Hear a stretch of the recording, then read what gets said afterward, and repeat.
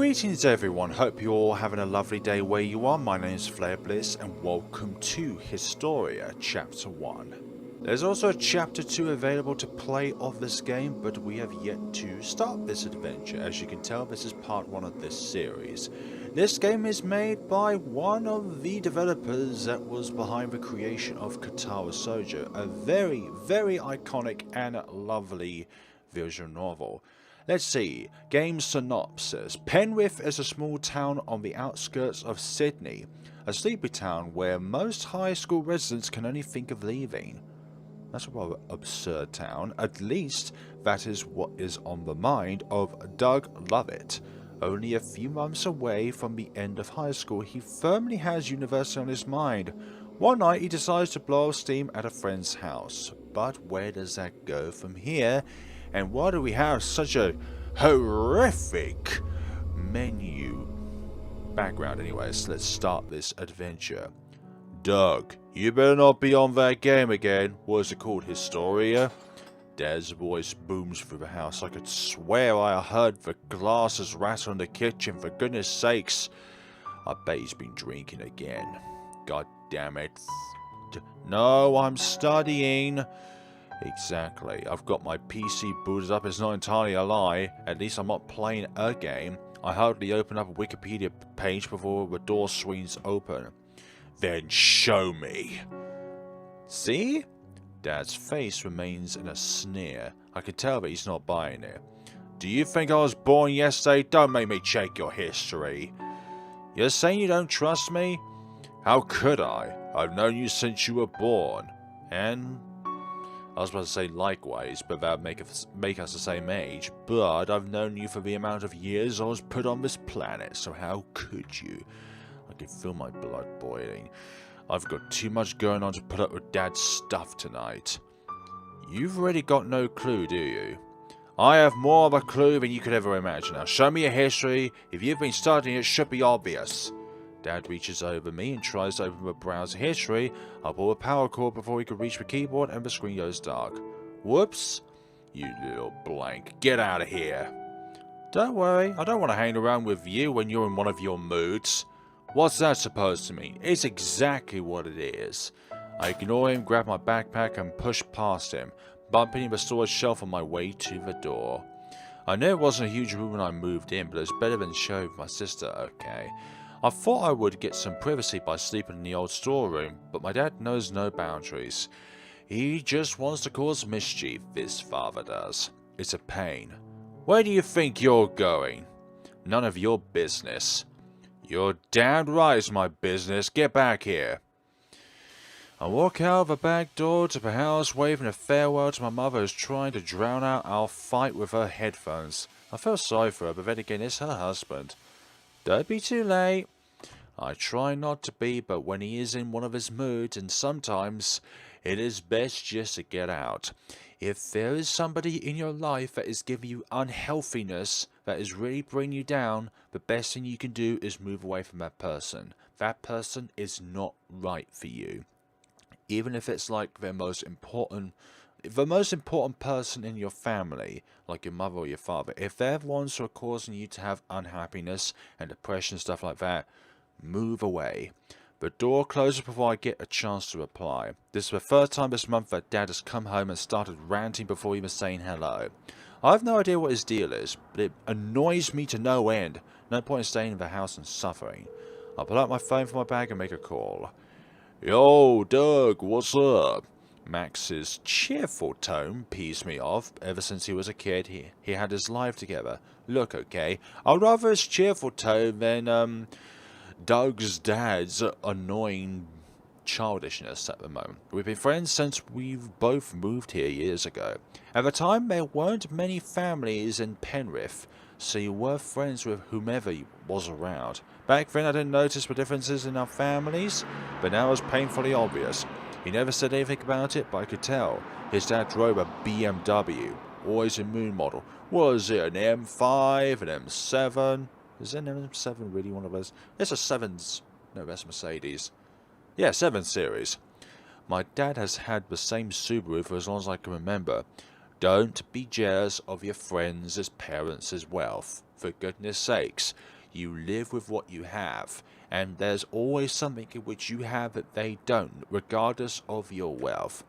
I have to sleep in a storeroom. Max practically has a whole floor of his house to himself. His dad was some kind of mining consultant. I guess they explained it. I need to blow off some steam. Can I come over?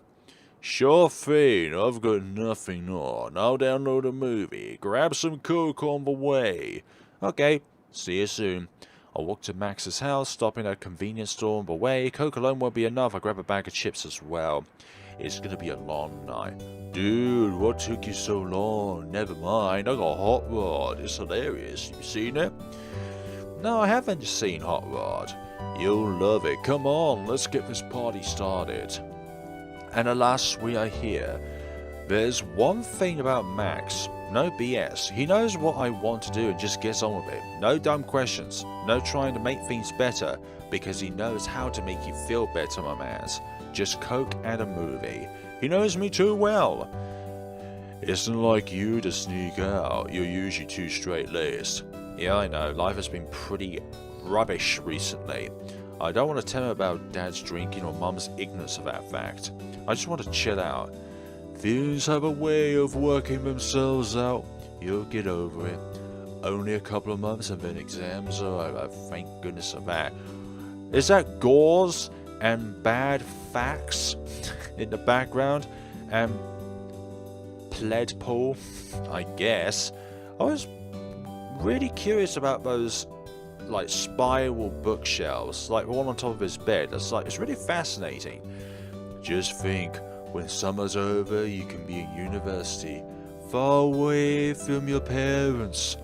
And Natia, don't worry, I'll look after her for you. Don't you dare go near my sister. You touch my sister and I'll kill you myself. Max punches me playfully. I'd like to see you try. Aren't you going to go to some fancy university as well? Probably. Thinking about taking a gap year though. Dad keeps bugging me about it. But why on earth are we talking about school? Are we watching this movie or not? We're here to get our laughs on. Sounds like a plan. Besides, if I start thinking about how... Okay, I won't be able to sleep. For goodness sakes, get your mind out of the gutter, Max. Let's go away from the max level of creep to go to the minimum level of creep. Shut up, you... I'm not sure what to say about that one. You wiener. Fine, I can see you. No. She's my sister, for goodness sakes. What do you think this is going to go to? I want to make a comeback, but I refuse. I realise I've lost this fight. I know Max would never really try and make a move at Natia. He's only doing it to get at me.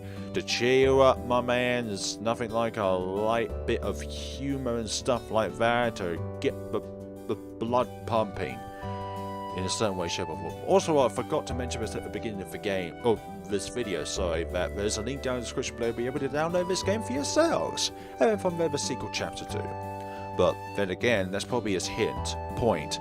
He's expertly taken my mind off my troubles at home. Exactly. Think of the complete opposite end of the spectrum and talk about that. Just put the damn movie on. You're too easy to stir up.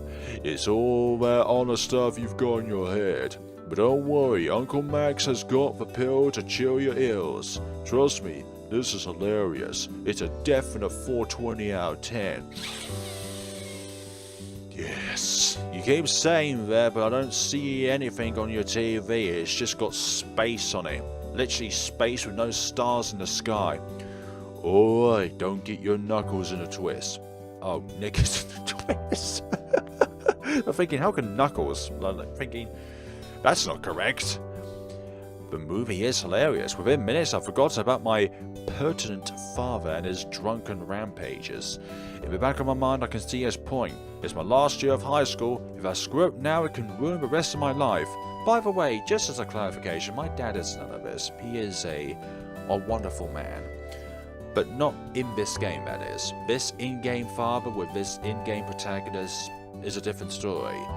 But people around me probably think, wow, he really thinks about that, about his father? No, it's not. I'm just reading words on the screen. But that's my mistake. to me, not his. Mum seems to get it. She keeps telling me to keep my head on straight and remember what's important. Exactly. Not the darkness anyways. I know that they are both right. I don't want to fight with them, but it's a stressful time. I can only imagine so. I try to be good. I don't drink or party like some of my friends, even though there's not much else to do out here. A lot of people seem to fall into that trap. They get bored, so they start drinking. And because I spend all their money on booze, they can't afford to get out of here. It's a vicious cycle. Oh dear. Max gets it though. He's a bit of a study freak, but he knows how to wind down as well. That's why I like him. It's called having a balance between studying and chilling. If your life is all about work, studying, with no means of being able to chill out, wind out, and do something that you thoroughly enjoy outside of work, then you're going to enter that vicious cycle where you're going to feel really crap about yourself. I laughed my backside off through the movie, losing myself in the childish humour, but like all good things, it comes to an end. You're right, that's exactly what I need. I haven't laughed so hard in ages. I know, right? It's so stupid that it becomes genius. You gonna stay over? I look at my watch. Now I should get home. Things should have calmed down over there. Mum will be worried. No problem. You're always welcome here, you know. You're my best friend after all. I don't want to keep putting my hand up over that, like that. Thanks, man. Exactly. We all need a good friend in our life to really flare us up. No pun intended. I wanted to take him up on the offer, but I know that I have to patch up things with my dad. I don't like leaving things to fester. Exactly, and the longer you leave things to fester, the harder it is to repair. Better deal with them before they get out of hand. I sigh and pick myself up out of Max's beanbag. See you at school tomorrow. Sure. Let's come here when you're done and we can look at the maths assignment you've got. It's due on Friday, you know. Don't remind me. Don't you dare remind me about algebra and calculus and all that kind of stuff. Stuff I don't even need later on in life. Only for those sciencey or mathy or NASA grade kind of curriculums would you need algebra and that kind of stuff. Or anything in medicine. I think medicine in some ways needs maths. Measuring what chemicals you need in what cylinder. Not even a cylinder, it's a beaker. You'll be fine anyway, Night, Doug. I'll say Night Doug. I am Doug in this game, but even it's starting to get a little warmer, but only marginally. It's January when I'm recording this anyways. Even though the spring days are starting to heat up, the nights still retain winter's chill. It's the back end of it, like the tail end of the storm or something like that. Spring is on its way, but winter just likes to peek its head out every now and again, until it can no longer peek its head out because the hammer of summer comes along.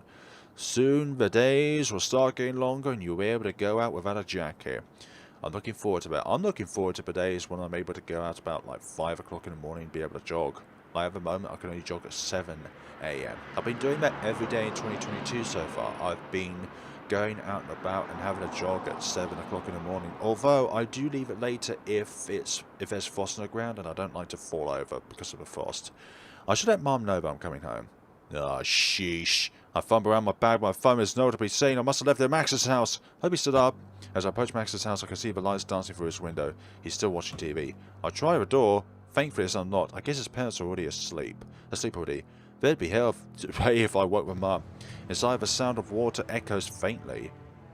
I shouldn't have worried about waking anyone up. They're obviously watching something, but something doesn't feel right. Regardless, habit makes me creep up the stairs just in case. I feel like a thief in the night. What the hell was that? A pain of dread spears through my heart. This isn't a sound from a movie. This is real. Light is pouring out of Max's parents' room, and the same watery sound. It's too loud to be a shower, and it feels like it's moving around the house. It's a monster. A psychological monster. Horror monster. Did I mention this is a horror visual novel? Max? Are you okay? My heart pounds against my chest and I find it hard to swallow. Mouth is dry. My call to Max seems more like a whimper. The air smells of ozone and the hair on my arm starts to stand on end like a jolteon. I feel arcs of static electricity shooting from my hand to the stairway in a yelping shock. By the way, that's my least favourite evolution. Even though electric is one of my favourite types. I reach for the banister to steady myself, but the solid wood seems to flex at my touch, like it's made of sponge. The steps too feel like they could give way under my weight, even though I've bounded up them 100 times or more. I try to shake it off. It's late at night and my mind is playing tricks on me again. Even my eyes are finding it hard to focus on the world around me. It's as if I'm in some new reality that my body wasn't built to handle. I can feel a presence getting closer and the sound of water getting louder. Is it really an 8-legged or 8-tentacle monster that's ready to suck me whole? It's the noise of a river bursting its banks and charging down a street.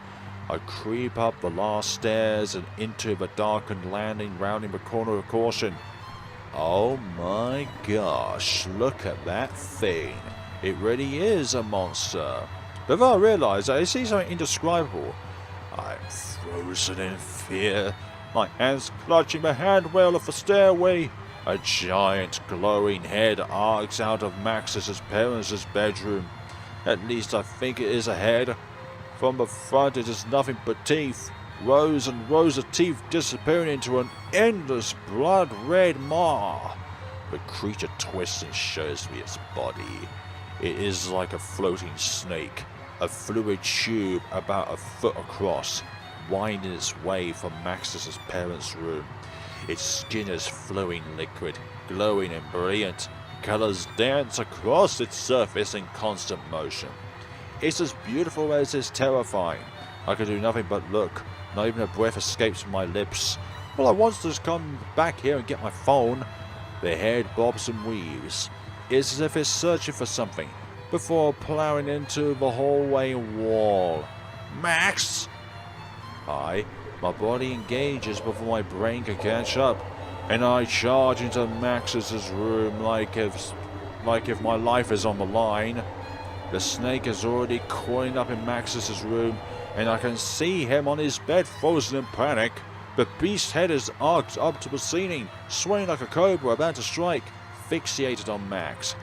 I grab a pen from Max's desk, it's the closest thing I can find, and try to stamp the glowing fluid body. The pen in my hand passes through the snake's body, and for a moment I feel lost in time. The terrible sensation of touching the beast instantly sets my body afire, and I feel my stomach retch as it heaves up its contents.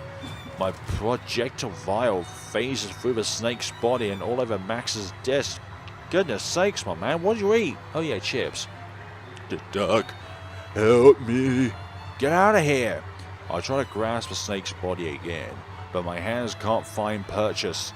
Nausea washes over my body again as I make contact with the strange fluid body. By the way, we're only here to grab our phone, but for goodness sakes, we're coming out here now with a new objective to save our friend, Doug. Oh gosh. In an instant, the serpent pounces. Its endless mouth opens wide before it slams itself upon Max's helpless body. Our best friend! The snake's skin glows even brighter, more blinding than the sun. I have to shield my eyes. Instinctively, I charge into the beast's arms, flailing, trying to save my friend. I feel my whole body crash to the watery form. My brain starts to freeze. My eyes feel like they will bulge out of my head and my skin bristles. I can hear nothing but the darkness of the void. Electricity arcs in my nose, a burning artificial smell. It's like my body is being warped and stretched in every direction at once. Suddenly I phase through the snake's body and reach to the other side. The beast is ignoring me completely. Its only focus is on Max. It uncoils itself as it continues downward through Max's bed, sloshed and gurgling as it rushes past me. In a moment it is gone, and the room is shrouded in darkness. What is that thing? It takes a moment for my eyes to adjust. Max? My voice is a hoarse whisper. I creep towards Max's bed, groping against the darkness. Max? My voice returns slightly. Part of me hopes that Max, like myself, simply passed through this phantom beast, rattled but unharmed. As the darkness starts to give away, I can finally see Max's room. It's perfectly empty, as if it were a showroom model that has never been lived in. Max is nowhere to be seen. What happened to my phone? Something happened while we went through that beast. Max? Max? There's no answer. I forced my weakened body to Max's parents' room. Again, there is no one. Also, this looks a little different, I'm not gonna lie. I think it is. Maybe it isn't. I was just solely focused on the monster itself. From downstairs, the gurgling sound of water creeps back into my perception. Flashing colours light up the stairwell as the beast moves around the ground floor of the house. I drag myself over the ledge of the balustrade and take a deep breath. The rushing water sound grows in volume and the light increases in intensity. With a guttural scream, I launch myself down the stairwell and onto the back of the beast. And there, blank you! And then... Oh. Hello, there's a drip of water down the Historia chapter 1. Howdy, it's a very intense start with a lot of action going on. The morning sun breaks through my window, rousing me before my alarm. I check my phone, noting that it's only 15 minutes before my alarm was due to sound anyway. To be robbed of those precious last moments of sleep irritates me for some reason, but I know that I'm not going to be able to reclaim them. It doesn't help that I can't put my finger on when I got to sleep last night. I remember tossing and turning in bed complaining about not sleeping. But that's it. I guess my temper flared too high and messed with my sleeping patterns. I know that I must have gone to sleep at some point, but part of me doesn't believe it. I'm just as tired as when I was when I crawled into bed. Such is the life of a high school boy, I guess. After trying to force my eyes shut for 5 minutes, I realized the futility of it all and dragged my sorry ass out of bed. The house is silent. I must be the first one up. Mom is likely still passed out. She's been working long shifts recently. Dad? What has he been doing? Spending all of our money on alcohol? His car's in the driveway, so he's here, but I honestly couldn't care right now. He had no right to act the way he did last night. Again, that could be drunken behavior. It is drunken behavior. You normally do things that you would never do when in a drunken state. Alcohol is no excuse to lose your mind in that kind of way. Exactly. In any case, I can't hear him around. Maybe he's still hungover and sleeping it off. I put on a uniform and head to the kitchen to fix myself some breakfast. And there, to my surprise, Natalia is already quietly eating a bowl of cornflakes with a K, not corn with a C. Oh, morning, Doug. Did I wake you up? No, you did not, sister. Nah, you can blame the sun for that. I can see a flicker of relief rush across her. It is nice to have a beloved sibling, brother or sister. Oh, good. I didn't want to disturb anyone after. After what? You know. What happened, Natalia? I guess everyone is walking on eggshells this morning. It's okay. So you thought you'd get out of here early? Yeah, you could say that. That makes 2 of us. So you got your cornflakes and your orange juice. Although I would think that you're the one that would want to sneak out. What's with that pout face? Well, it's probably just your eating phase. It's barely 7. Dad won't be up till past. If you leave now, you'll miss him. Before it had crossed my mind, it would be a lot easier to avoid him today. I'll think about it. I pour myself a bowl of cereal and sit opposite my sister. Sometimes, well, actually a lot of times, the easier route is not always the best route. I glance at my own uniform, clean but crumpled. It's a far cry from the nearest perfection of Natalia's. I guess we have different priorities. No one cares what a guy's clothes look like. I think if you're looking for a potential other half, they do care about what you look like, your creases and all that. You could have the straightest hair, or the most funkiest of hairs that is meant to be like that. But if your clothes are crinkled, then it looks like it is of a status where the person would think that you don't look after yourself. But girls seem to pay attention to different things. We eat in silence. Careful not to rouse the monster that ruined last night.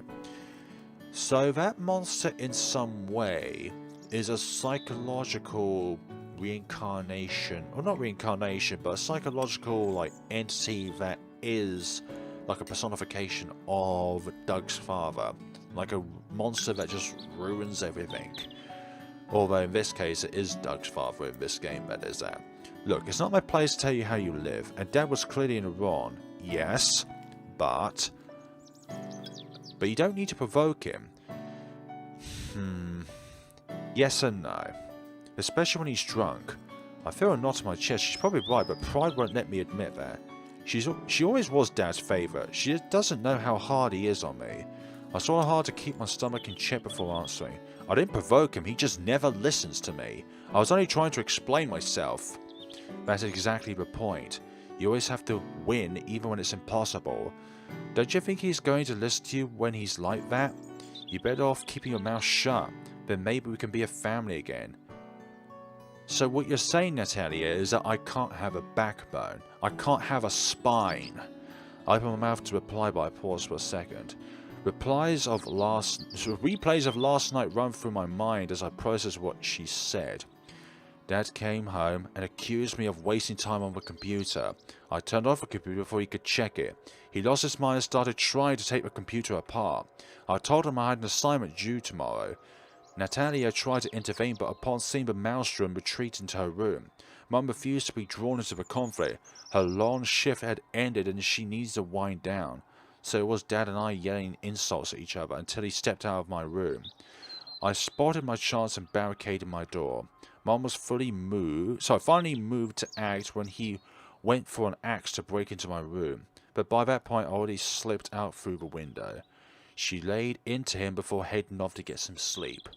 If this wasn't a regular occurrence, I'm sure that our neighbours would have called the police at that point. I imagine that they're getting used to these escalating exchanges. It's the same pattern every night.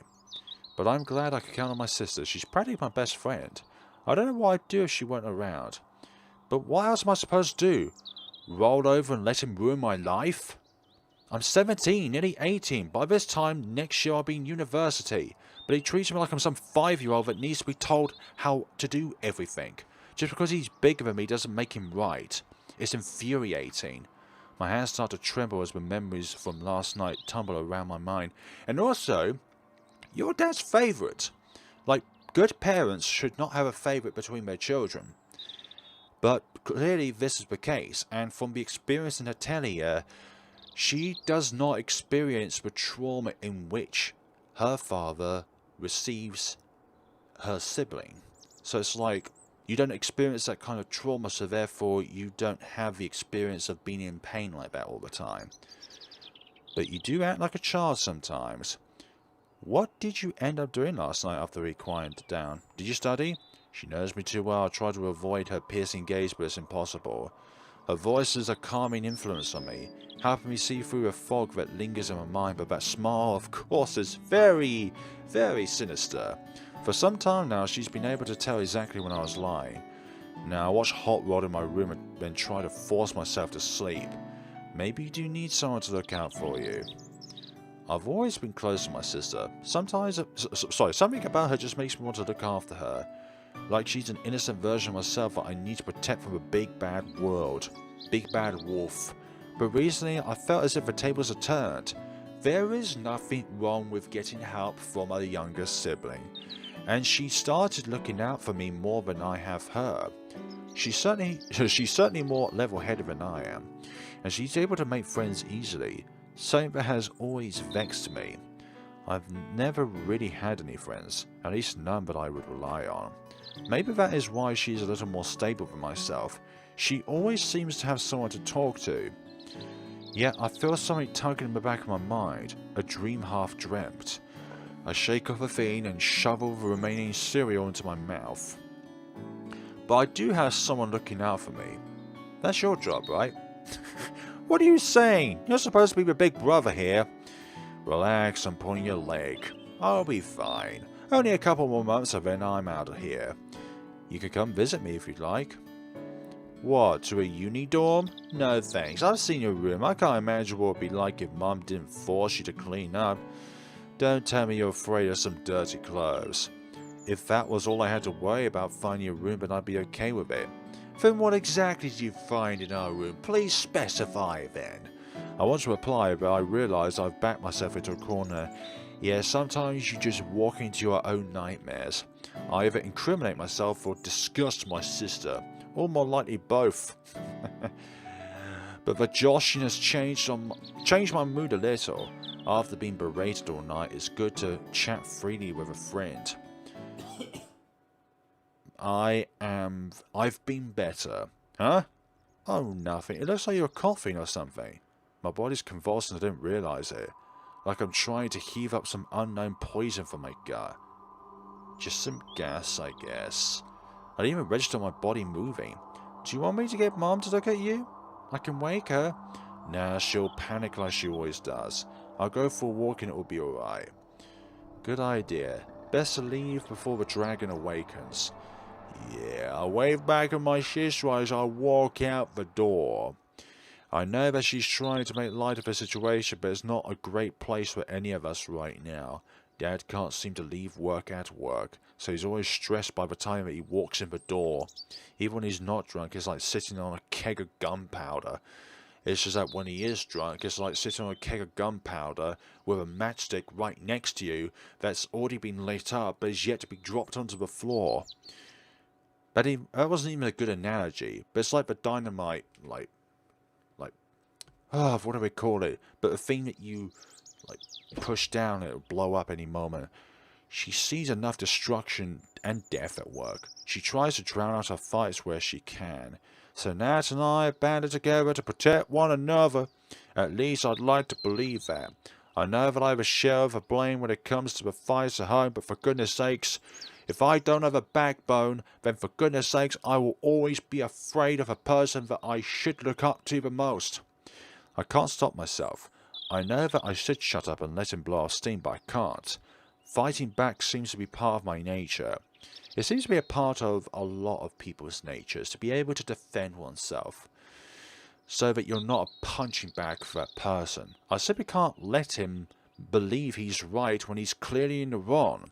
But it's not fair on that. Maybe I should pay more attention to her. I stare at my feet as I shuffle along the road as if on autopilot. I've walked to school 1,000 times. My body knows where it's going. And instead I put my mind to deciphering last night's events. What could I have said differently? What could I tell myself to prevent my reacting? A mental fuse I could blow before flying off the handle. It's pointless. No matter how many times I look through in last night's event, I can't see myself reacting any differently. I'm a sucker for a fight. I guess people don't change. Bad habits die... something. Oh gosh, die hard. If you put the same person in the same situation 100 times, you get the same result 100 times over. No. There's always got to be a different way to get out of that vicious cycle. It's far too early to show up at school, but I could go to a cafe somewhere and crack a textbook there, I guess. Something prompts me to look up, and I realize I am lost. Oh great, I'm standing in front of an unfamiliar house, a two-story townhouse that seems to have an exact copy of the other houses on its street. Copy and paste. I know I've never seen it before, but I can't ignore the tingle of deja vu coursing down my spine. I'm drawn to this house somehow, but I don't know why. I look down to my feet and see it shaking, just like it was at breakfast.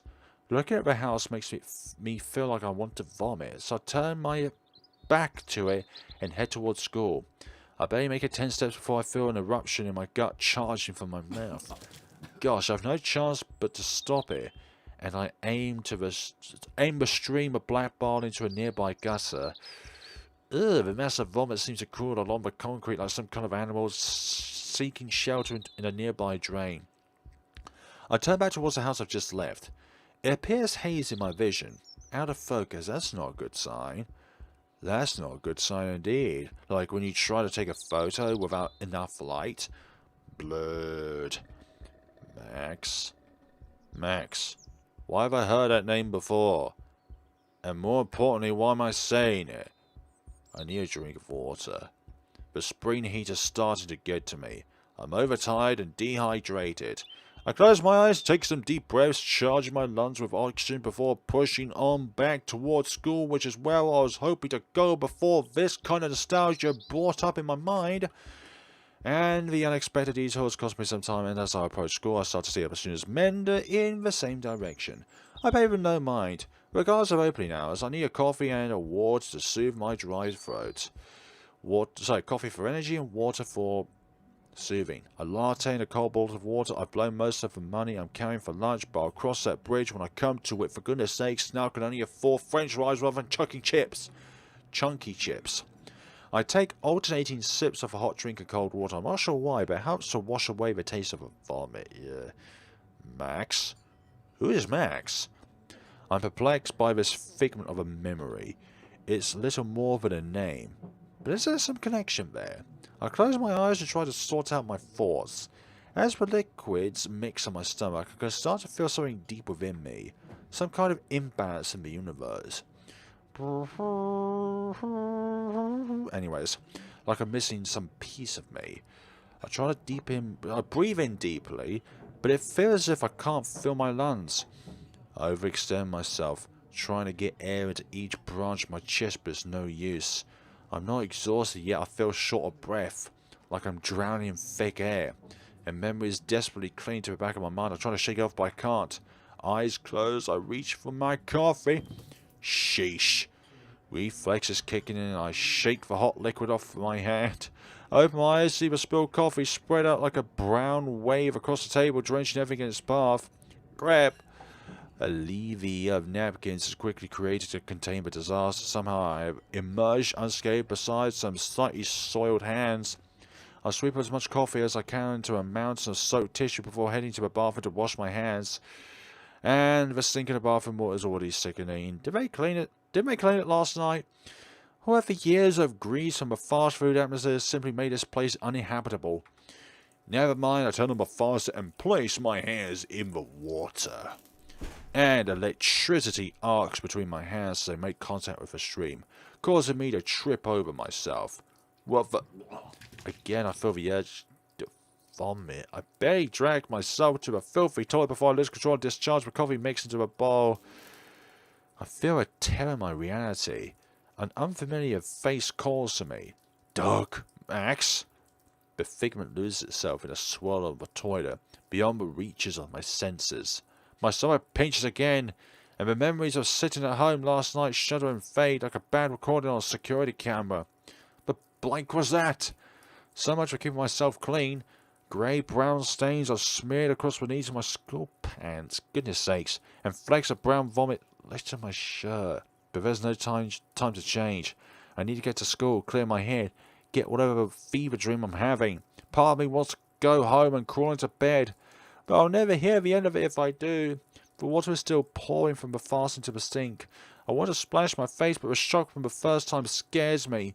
I shut off the tap and carefully leave the bathroom. Guiltily, I eye off the disaster zone from the coffee flood before bolting out the door of the cafe and into the schoolyard. Someone will clean it up, I'm sure. For goodness sakes, you are lazy and irresponsible. I mean, yeah, but you don't intentionally make a mess so that you think that they're doing their job. Maybe it will be practice for them before they attempt to clean the bathroom. Grey. The familiarity of the playground settles my mind and stomach. Groups are huddled in their spots. Sporty kids are kicking a ball around on the oval. The nerds are playing a game of chess under the shade of a tree. My friends are sitting around joking, already eating their lunch. Sup? The group nods roughly at me, paying no heed to my appearance before returning to their conversation about girls and cars. Both things that none of them have any experience with, but that doesn't prevent them posing as experts in their fields. You see my girlfriend over here? Yeah, her dad, she has an Aston Martin Vanquish. And the other dude, you know, my other half, yeah, well, they own a mansion. And guess what? They have their own butlers and maids and all that sort of stuff. But then I wake up and all of that was a dream.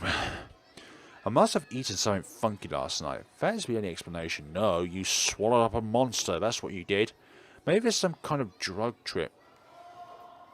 Mushrooms do you like that? Did one of these guys slip me something without me noticing? No, it was your visit with Max last night that did it. You tried to destroy that monster, but you ended up eating it or something like that, and now that monster is a part of you. Before I can ask, the bell rings and we shuffle towards roll call. The schoolyard banter continues, drawing disgusted stares from some of the girls in the class, but we don't seem to mind. However, as the teacher strides in, we all settle down. Alright, quiet up. Roll call time. Daisy. Darrell. Doug. Edgar. Edith.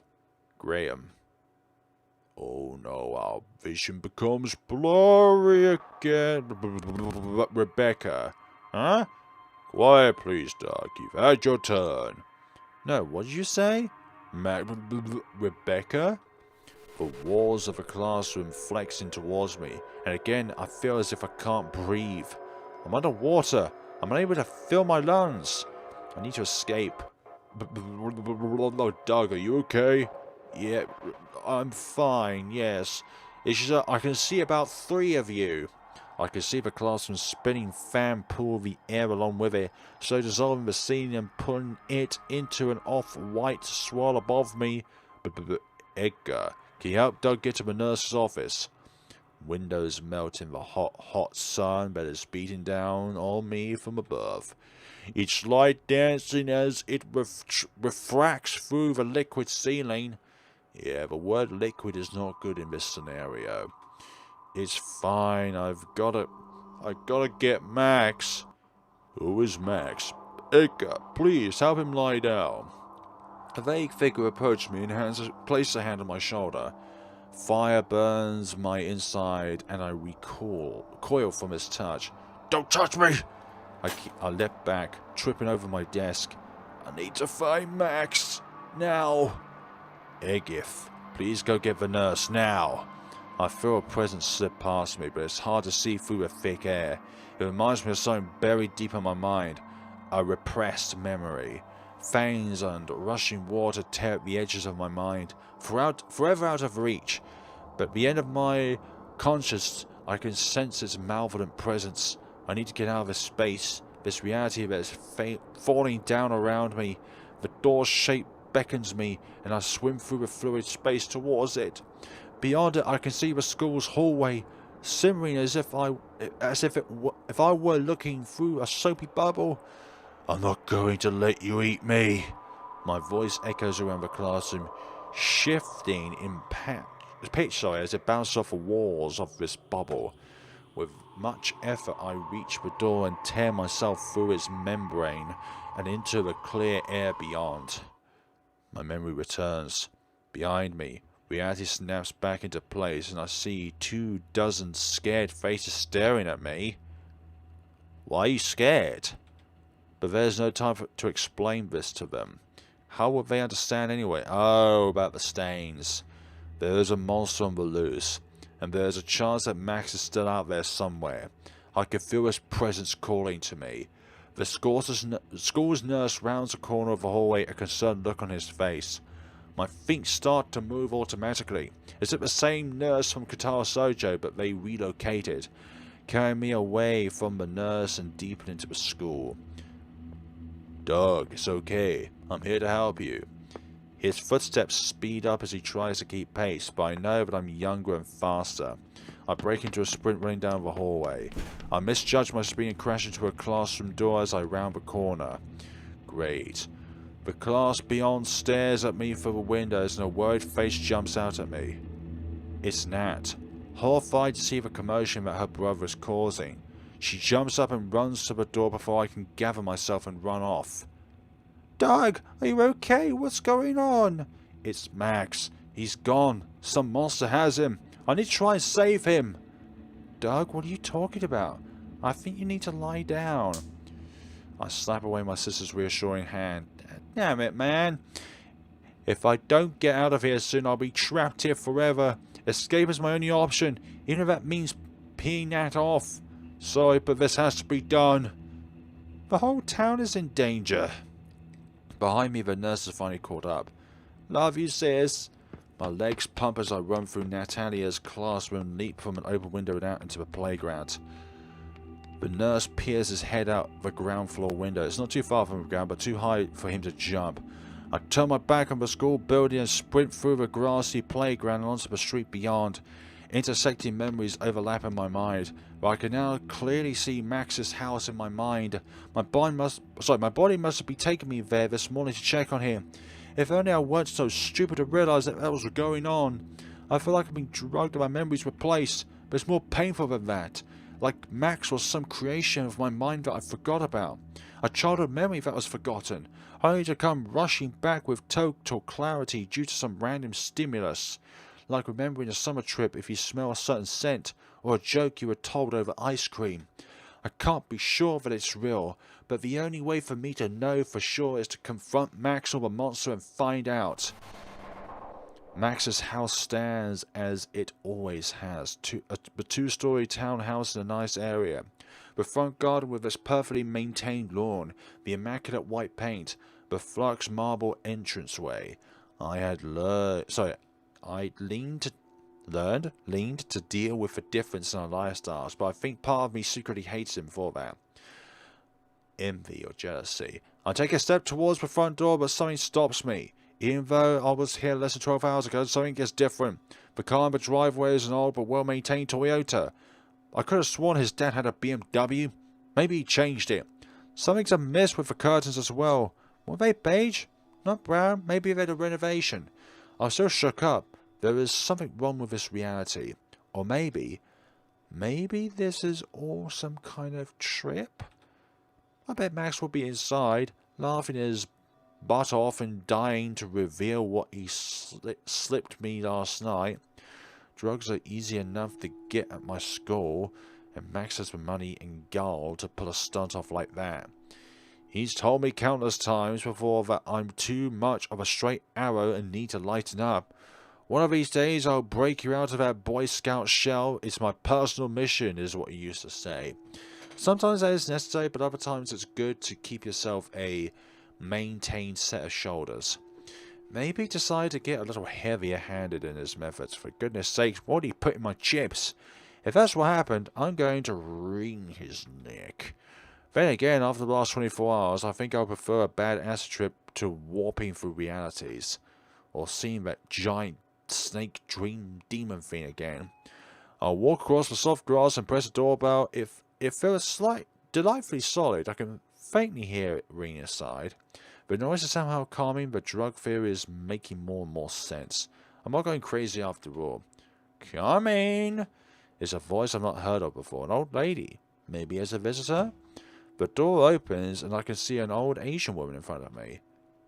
Can I help you? Yeah, is Max in? I peer in behind the woman. Everything looks different from what I remember. The stairway looks the same, but the furniture has all been changed. Max, I think you have the wrong house. No, this is the right house. Max Dunbar has lived here for years. Well, now I know you are wrong. This has been my house since it was built 13 years ago. The Nazi hits me again and I falter backwards. She shakes her head before closing the door. I stumble away from the house. As I cross onto the footpath, I feel like I'm pushing through the air. Like I'm walking through a wall of mud. My memory clears, and I can see the ghostly snake devouring Max clearly in my mind's eye. I take a deep breath of air and squeeze my eyes shut, forcing memories to the fore. Oh my. My mind is at odds with itself. Part of it is telling me Max was a dream. But you know very well that he did exist once. But he's in another reality, and we have somehow crossed into another one. Or we were in the original one, now we're in the alternate one. That he never existed. The more I try to recall our childhood together, the harder it gets to remember him. It's like chasing a rainbow. No matter how fast you run towards it, it's always out of reach. Doubt creeps into my consciousness. He was there, and I'll prove to the whole world that he was there. Maybe I'm crazy.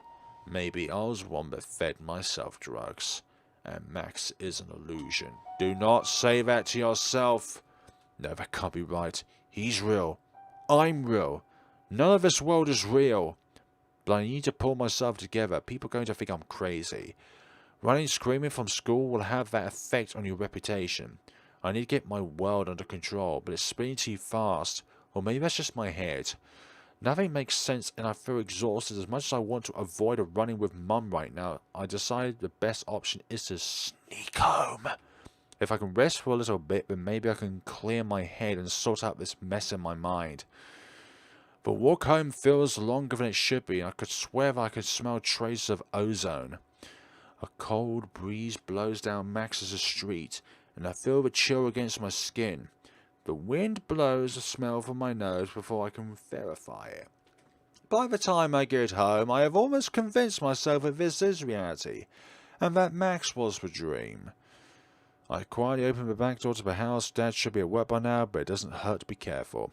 Mum is likely asleep after her night shift. She doesn't usually get up until well after we finish school. I was wondering when you'd come back here. What do you mean by that? Natalia is waiting for me at the kitchen table, neglecting the need of stealth. How'd you know I'd be here? You ran screaming from school in some kind of drug fever. I knew you'd have to come back here eventually.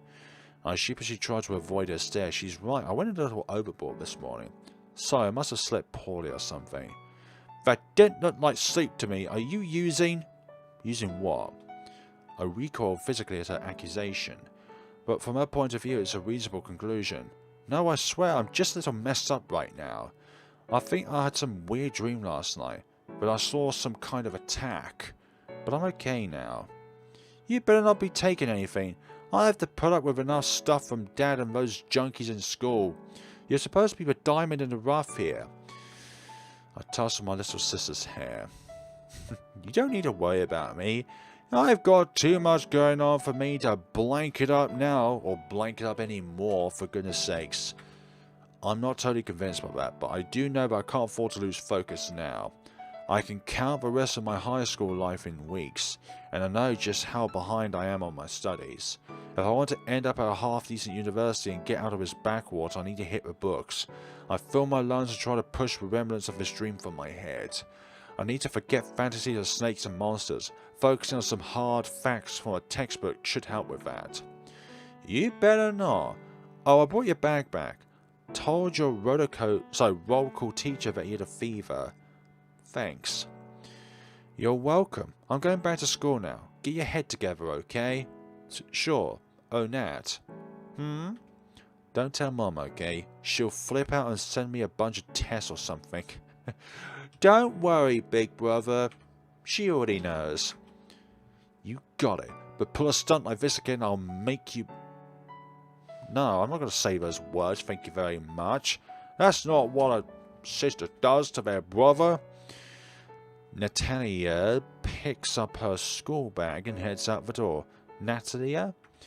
Talking to another person helps to calm my mind, and suddenly I feel tired. Running around like a madman all morning has taken its toll, but I need to study to clear my head. It's not often that I get a chance to have the house to myself. Sometimes the text appears all distorted, very momentarily. I grab a glass of milk from the fridge, slam it shut before opening my school books on the kitchen table. It's much easier to study here than in my room with a pile of old cardboard boxes. The small windows in that room simply don't provide enough ventilation. Too long in there and I'll give myself a headache. I become engrossed in my history book, and before I know it, the white light streaming in through the windows has taken on an orange hue. I better shift back to my pitiful room before anyone gets home. And the sun sets as my wayward family begins to assemble in the house. Natalia is first, secluding herself in her room almost as soon as she gets in.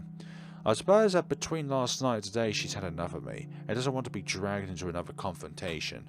Mum is next. I hear her sleepy sighs as she settles into the dining room after a day of sleep. I want to go and say hello, but I'm afraid that I'll slip up and she'll go into protection mode. Best to pretend I'm studying and keep out of her way for now. The worst outcome is that she starts to think that I'm on drugs. I'll never hear the end of it. Knocking myself away to study isn't that rare, so I might be able to get away with it for today. It isn't long before I hear the background noise of TV flood the living room and the hum of the microwave. Pasta again, I suppose. She works like a dog and still finds the energy to cook for us. I don't know how she does it. Not that boiling pasta and microwave sauce is really gourmet cooking, but it saves me doing it. Sometimes I try to cook for everyone, but it always ends up terrible. Mom suddenly suggested that I leave it to her. Thanks. Dinner's ready! The emotionless cry reverberates around our little house, and Natalia and I dutifully file into the dining room. And of course she does that to us. Somehow we've done something wrong again. Natalia gives me a look that tells me that she won't say a word, but at the same time, to avoid starting another row with Dad, I sheepishly nod in her direction. Message received. One look at Mum's face tells me all I need to know. It's been a rough day. Damn it. What has gone on within the world? This is not how a family should function. We should trust one another and say things. Don't ask me anything. That's what the bags under our eyes are telling us. How was school? Uneventful. I could hug my sister from jumping in before me. I still can't trust my mouth to say what I want to say. And you? Same, I guess, just getting ready for finals. Good. With the official family conversation ended, we start eating in silence. Spaghetti bolognese is a staple of our family diet. I don't really mind, it's quick and it fills you up. And I'm healthy enough, so it can't be that bad for you. You can't always rely on microwave meals though. That's why there's a gas hob and a stove. I'll say stove. That's why there's a stove and an oven right there for you. Gas hob and oven? Goodness sakes. I started noticing that a lot of people in the town are becoming obese, but so far we are still fit. Doug, I want you to know that your dad doesn't mean everything he said last night. I twirl my fork in the spaghetti, sloshing the red sauce around the plate. We just know that you only get one shot at this. You know that too, right? I guess. I don't feel like talking to her about it. I'm still not entirely sure of what happened last night. Memories are overlapping in my mind, making it hard to tell reality from fiction. Do what your mum needs right now? A hug. But if I act too weird, Mum's senses will start pinging and I'll be interrogated with vigor. That's one more complication I don't need in my life right now. Mum has made her stance on drugs quite clear, and I think she has every right to do so. If the junkies were gone, so would her need to pull overtime. He's also got a lot of stress at the moment. Stress, huh? That guy doesn't know stress. Mum has worked in an emergency ward for decades. The stories she tells us chill your blood. What kind of stress can an office worker have that compares to that? I know. I struggle to keep my emotions in check. If I get myself riled up now, I'll pop when he gets home. Well, as long as you know, he wants what's best for you, even if you don't see it yet. One day you'll thank him. I drop the fork on my plate with a clatter. I get it. I'm done. Wow. I carry the half-empty plate to the sink. I don't want to be pertinent to my mother, but I also need time to rethink. Reality isn't playing nice today, and I already know what she's going to say. She's not wrong. I guess that is the hardest part of it all. I've got to study. My fathers are bringing a lot of stress into the family. Even though I am the only one affected, Mum and Dad have both been fretting over the coming exams, and that reflects back on me, so I start to get worried. At the beginning of the year, I thought I had everything under control, but as the days loomed closer, they started panicking. What if I don't get good enough grades? It's not like I have any other talents. I like to shoot some hoops again now and again, but I'm easily the weakest player on the school team, so sports aren't an option. I've already had a couple of friends drop out of high school to start apprenticeships, but Dad wouldn't let me do that. How comes? You need a degree to survive in this world. Almost every trade will be automated in the next 20 years. He might be right. So university has always been front of mind for me. I want to make impact on this world, and that's not something you can do easy as an electrician. But maybe someone wants to be an electrician. And we always need a good electrician, just like we always need a good plumber. But that's about where my ambition stops. I have a couple of subjects I'm okay with, but nothing stellar. That's maybe the appeal of university. Get out of this tiny town and try to find what I'm good at. Maybe that's why I clash with Dad so much. He spends too much time reading about the future of business, so he wants me studying computer science. His vision of the future seems so clear, but from where I sit, it's not that simple. You want to do something that you enjoy, not something that provides the most amount of money to your bank account. If you have both, then that is absolutely good. But I would say do something that makes you happier rather than something that puts more on your bank account. Because just because a job has a better pay does not always mean that it's better for your health. And when your health is affected by your work simply because of a responsibility that could be too much of a magnitude for you, then it's better to be in a situation where you don't get as much money but you're enjoying the work and your mental health is not in such a fractious state. I can hear his car pull up in the driveway now. It must already be 8 o'clock. Somehow I can tell by his footsteps that he hasn't been drinking. That's a relief. The door opens and he calls out to everyone. I'm home! Doug, have you got a second? Damn it, here he comes. I'm in my room. I close my eyes and breathe in deeply, trying to force the confusion from my head. If Mom's overbearing, caring instincts are bad, having Dad think that I'm high would be much worse. I don't even want to imagine his reaction. He knocks on my door before opening and leaning in. Look, Doug, I want to apologize for last night. It's okay. No, it's not. I went overboard and it's not healthy. I just got so worried about you and your sister. I don't want you to end up a screw-up like your uncle. That old crutch.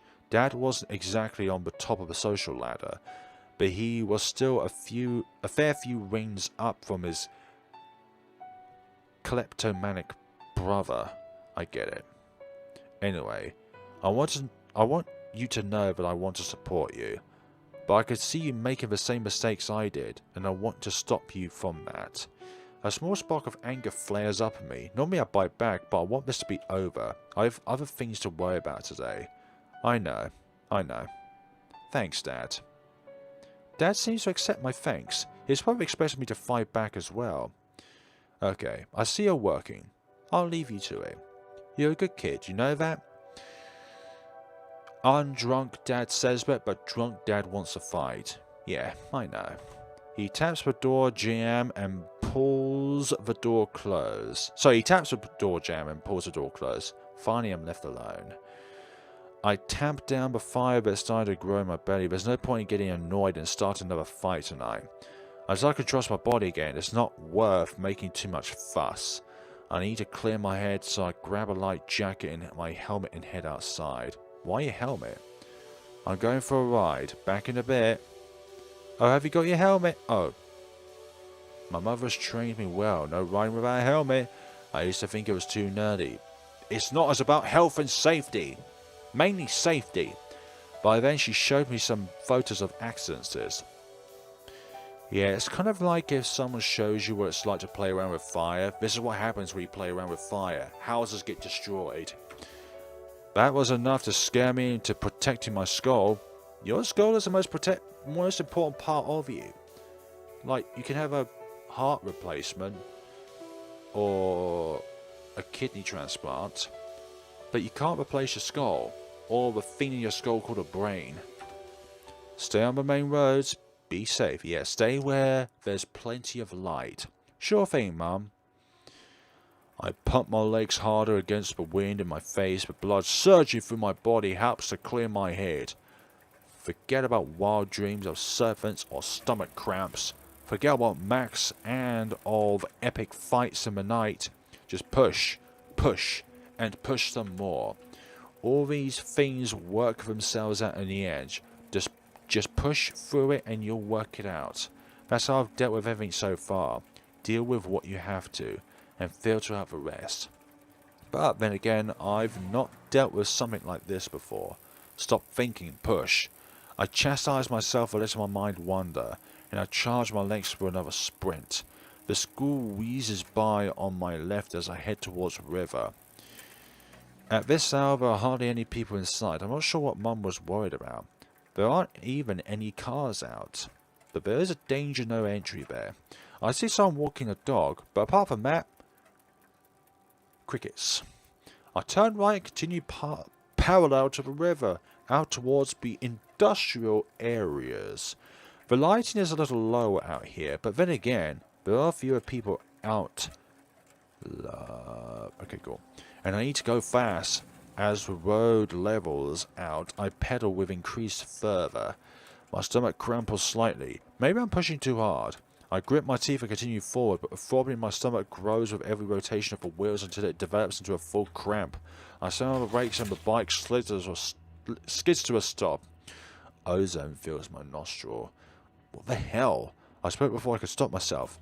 No sooner have the words left my lips when the tightening in my stomach turns to a full knot and I let my bike fall to the ground. There, across the road, I can see it. The flickering rainbow of colours emanating from the windows of a nearby house. Colours I saw less than a day before, the light emitted from the body of the snake. Damn it, this vomit again. Vomit churns in my throat, but I swallow it back down. I need to confront this beast now.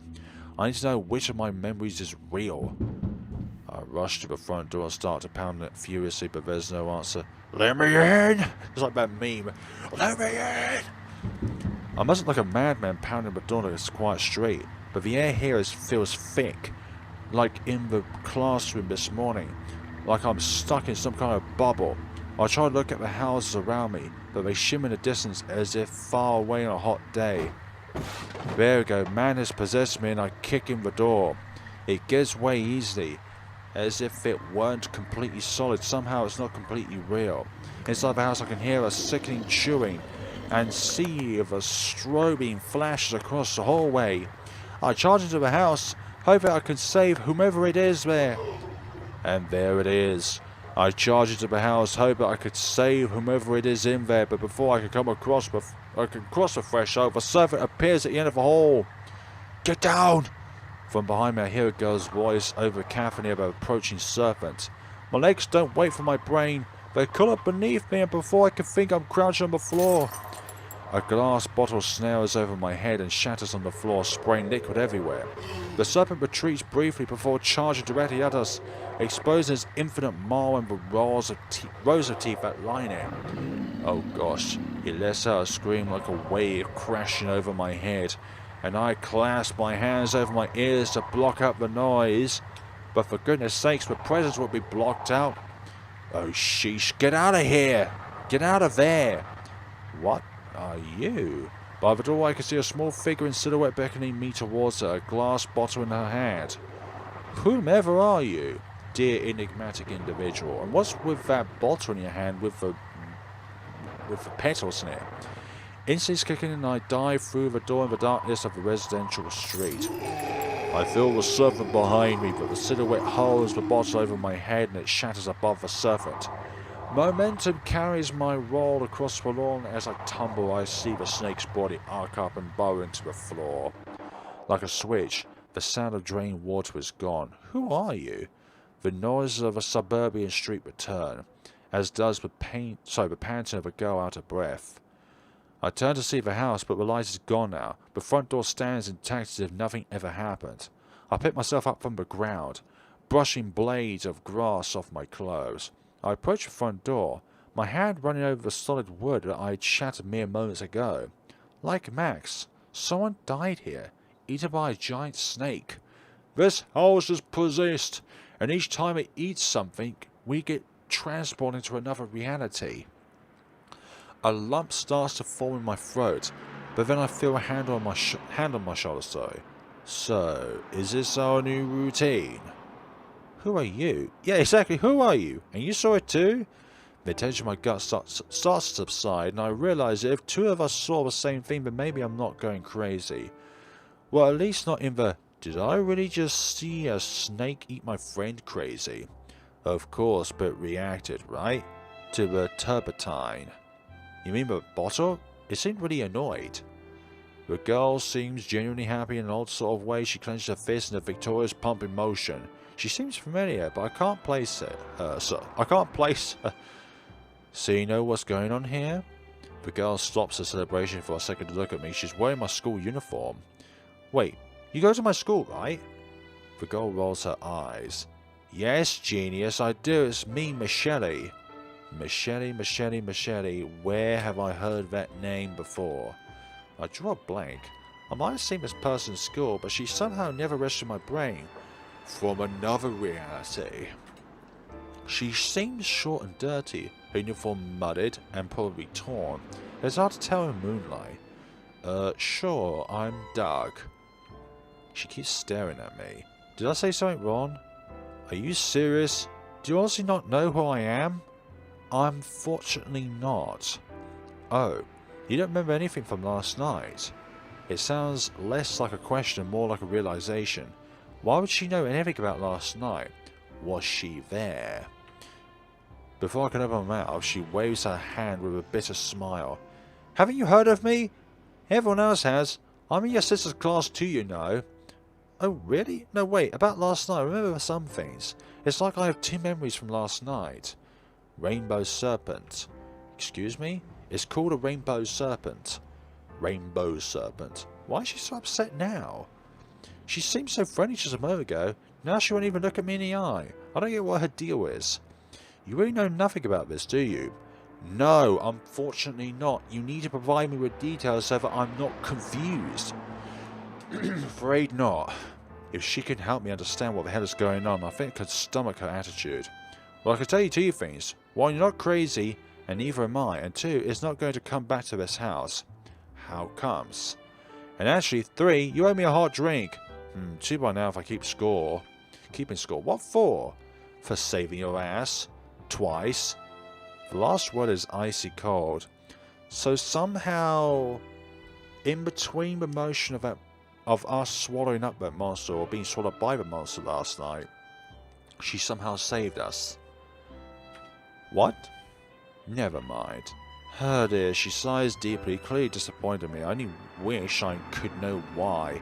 She saved me now, kind of. Did she do the same yesterday? Yes! But no matter how much I strain my brain to remember, nothing comes up. Her face didn't awaken any memories either.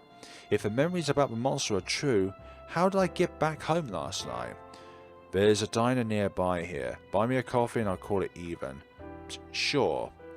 I collect my bike and push it as I walk alongside Michelle. Rainbow Serpent, you say? Yes, Rainbow Serpent. You've heard of it, right? Or did you sleep through history class? I thought it was some kind of aboriginal legend. Bingo. But didn't it create the rivers and the land and then die or something? Did that look dead to you? It probably did not. It did not look dead to me. It looked very much alive. I guess not. Michelle's standoffish nature rubs against me, so I decide to keep my mouth shut. Before long, the yellow glow of a fast food restaurant fills the road ahead and we shuffle into a warm eatery. And... oh, something else came on the floor there. The cashier gives us a look of disgruntled indifference, disappointed that we interrupted his mostly solitude night shift with an order. Steam curls off the top of the two cups as they sit on the cream-coloured plastic table. I study the girl across from me. In the harsh fluorescent light of the restaurant, I could see that her uniform is quite stained. Like she's been crawling through undergrowth. It's not quite torn, but definitely well worn. Luckily our school doesn't care too much about uniforms. I should be in trouble. What are you looking at? Nothing, your uniform, I guess. Michelle checks herself. Nothing but mud stains, as if for the first time. It's a little dirty, so what? Nothing. I thought you might have been in an accident or something. No, just patrolling. Patrolling? For the Serpent. My mind instantly resets. Forget about stories of muddied uniforms. Why do you call it a Rainbow Serpent? Because that's what it is. I thought that much would be obvious. And you've seen it before. Well, once, well, 3 times now. But once before this week. It was a long time ago. But what is it? That I don't know. All I know is that it eats people, and when it does, it's like they've never existed. Aha! But what about Max's family then? Unless it also erases them somehow. Like Max. I choke up a second before continuing. Last night I ate my best friend Max. We used to do everything together, but today no one even knew that he existed. Even I wasn't sure he was real until I saw that thing again. What the? Oh, Max again. So you're saying that he was eaten and people forget about him? Michelle shakes her head. No, more like he's never existed in the first place. Exactly, yeah. It's not about he's been eaten up and people forget about him. It's that he was never there in the first place. People get eaten. They are erased from history. Then why do I remember him? It's kind of like a Rintaro Okabe thing in Steins Gate. He's the only one that remembers different timelines.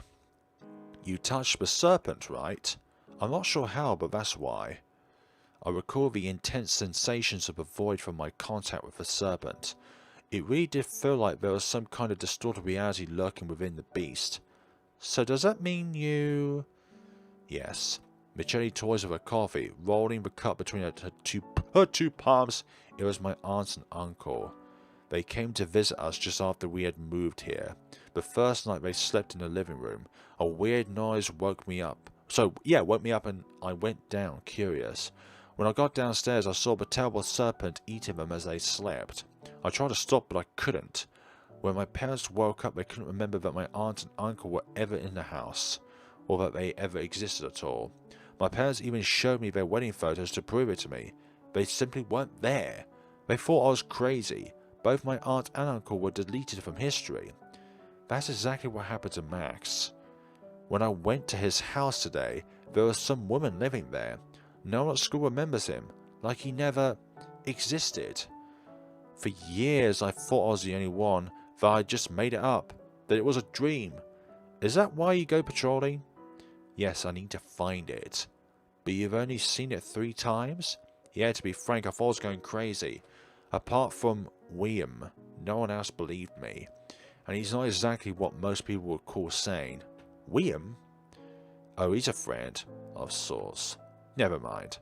I decided to leave the subject alone. Yeah, I think sometimes it's best to drop a subject when it gets intense. So, how did you find me tonight? Michelle looks away from me, suddenly trying to avoid my questioning gaze. I just did, alright? The young girl sighs before turning back to me. Same as last night. Last night?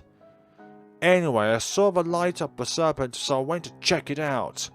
She answers quickly, suddenly upset again. Talking with her is difficult. I feel like she'll bite if I word my questions wrong, but I need those answers desperately. And yesterday, did you see what happened?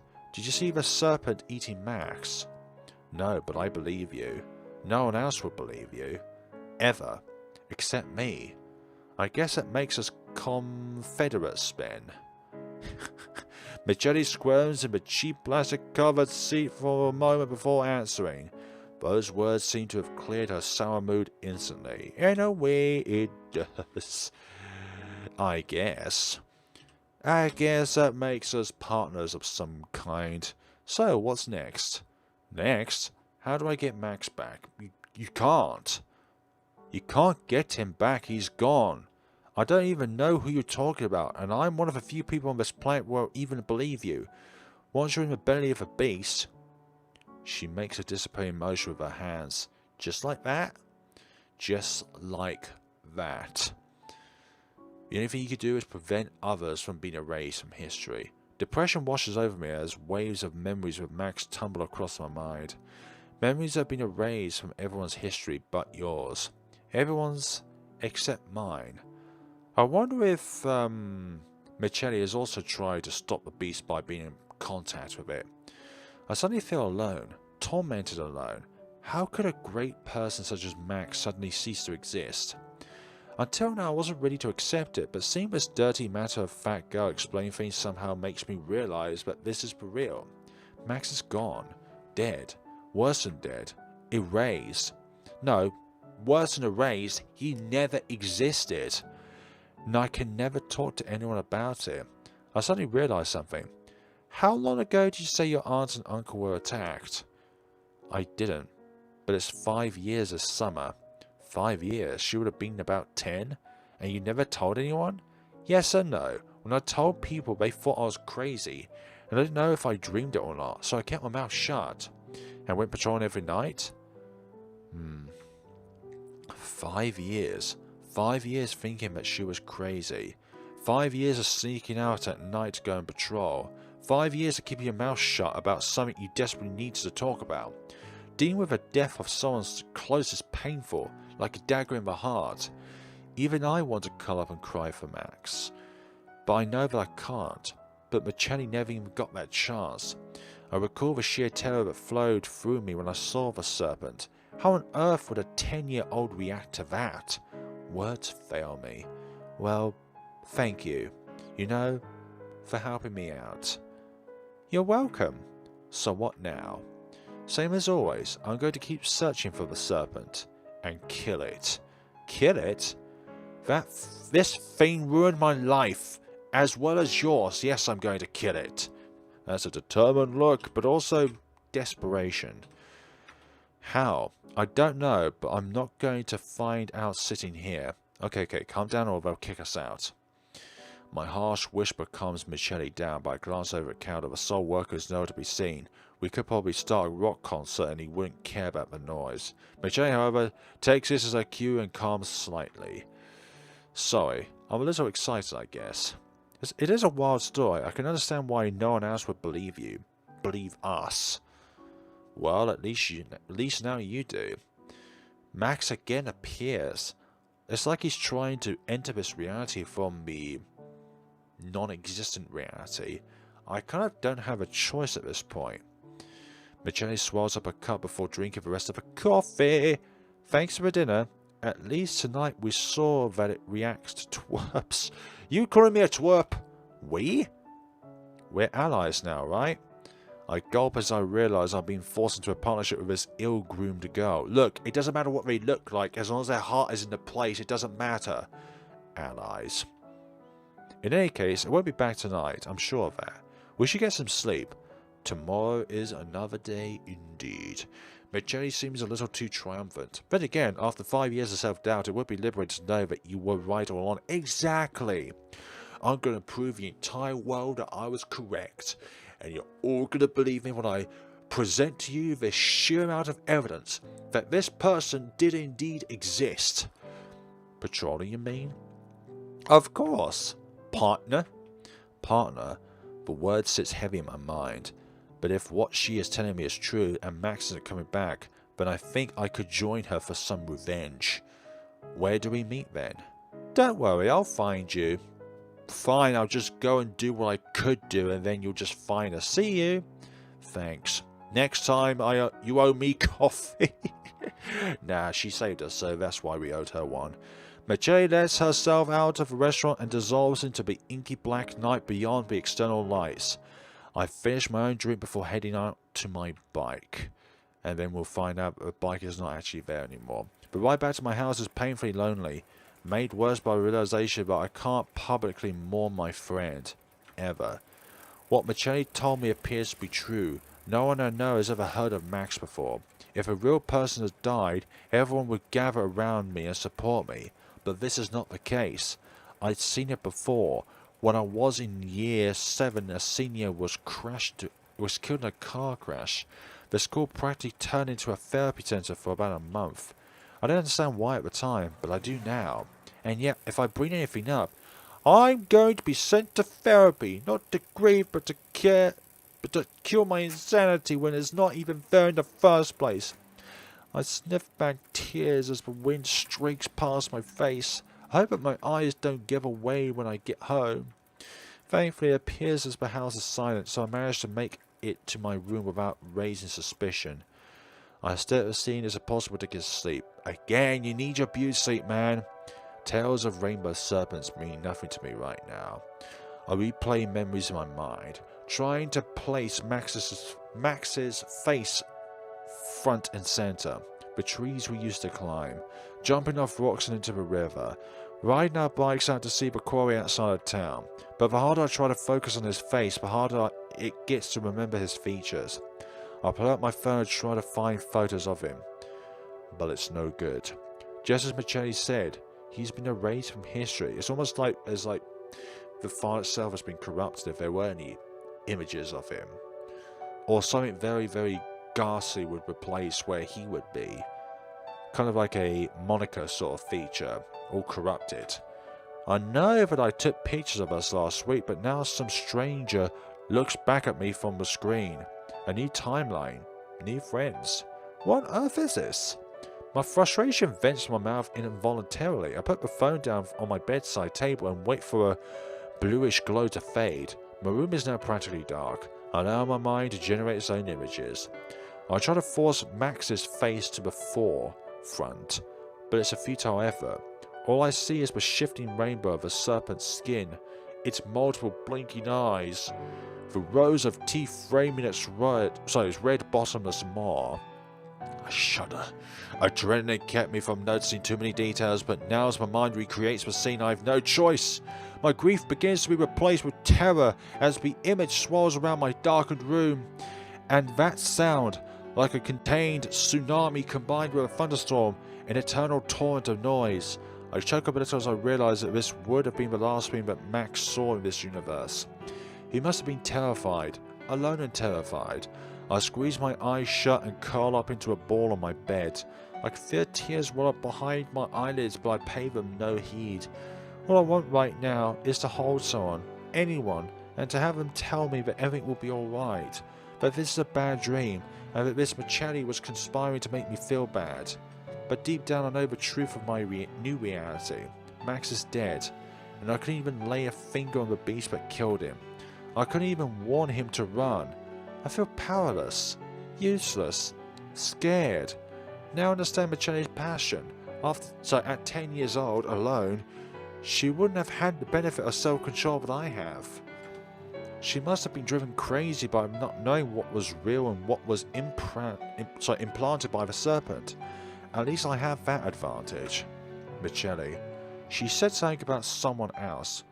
William. It doesn't sound like any name I've heard before. In any case, Machete is the only person for now that can understand what I'm going through.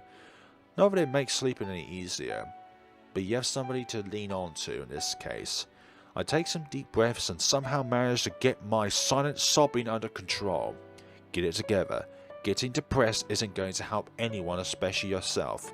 That beast is out there, and it's going to keep doing this to other people until we find a way to put a stop to it. So that's what we'll have to do. Tomorrow I'll find Machete and extract every bit of information from her that I can. But until then, let me mourn my friend. And now is a new day at class, but also folks, the end of the video. I'm really enjoying this journey so far. Oh, there's our friend Max there. But I'm really enjoying this journey. It's a really scary realization if you think about it. Like, you know that somebody existed, but yet you can't put any evidence to put on the table to say that this person really was here, and that in some other timeline things would have been much better with this person around and stuff like that. It's so bizarre, but also as well it's really well written so far.